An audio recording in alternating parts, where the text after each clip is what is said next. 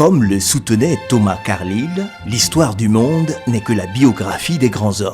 Faire de Niamey une ville dont tous les Nigériens rêvent. Oui, nous y croyons.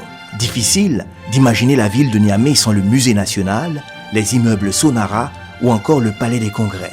Des constructions telles que le pont Kennedy, les immeubles El Nasr, Onarem ou encore BDRN font partie de notre patrimoine. Ces réalisations existent aujourd'hui grâce à la volonté et à la persévérance d'hommes et de femmes qui ont veillé à leur concrétisation malgré les multiples obstacles et adversités. C'est l'utilité publique de ces constructions qui explique aujourd'hui leur existence. La nouvelle vision pour la ville de Niamey, c'est un quartier d'affaires de dimension internationale. Un objectif à court et moyen terme à travers un projet dénommé Cœur de Niamey. C'est un objectif de réalisation du centre d'affaires qui est un projet de rénovation urbaine visant l'aménagement et la construction d'une zone appelée le quartier d'affaires de Niamey dans le quartier Zongo Petit Marché en vue d'accompagner le processus de modernisation de la ville de Niamey et de créer un pôle de développement et de croissance économique. Mais entre nous, pourquoi un quartier d'affaires en lieu et place de Zongo Petit Marché? Zongo Petit Marché, quartier précaire, est au cœur de la zone économico-administrative de la ville. Il est situé au cœur même des activités commerçantes et aux abords des zones les mieux aménagées de la ville. Il relie le grand marché à la zone administrative du plateau.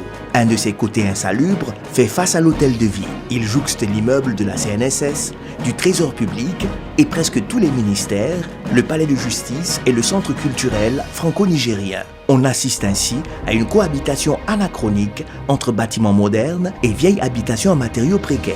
La zone est gravement sous-équipée en infrastructures de base au regard de sa centralité urbaine. L'assainissement est en souffrance. L'évacuation des eaux pluviales, la gestion des eaux usées et les déchets solides ne sont pas à la hauteur d'une ville capitale. Zongo présente aussi un important risque sécuritaire avec notamment une urbanisation incontrôlée, un réseau aérien de fils électriques non sécurisé et une absence d'éclairage public. Cœur de Niamey, ce sera au total 40 immeubles à construire pour abriter les sièges sociaux de sociétés, des immeubles d'appartements de haut standing R+5, des immeubles mixtes pour commerce, bureaux et appartements, des immeubles mixtes pour cabinets d'avocats, notaires, huissiers, architectes et experts comptables, un complexe de salles de conférences multifonctionnelles et un centre commercial. À côté de ces édifices sera implanté un système de communication, de circulation et de signalisation moderne avec des implants d'écran LED sur map de 2 à 18 mètres carrés, un éclairage public avec les lampadaires à LED et des feux signalétiques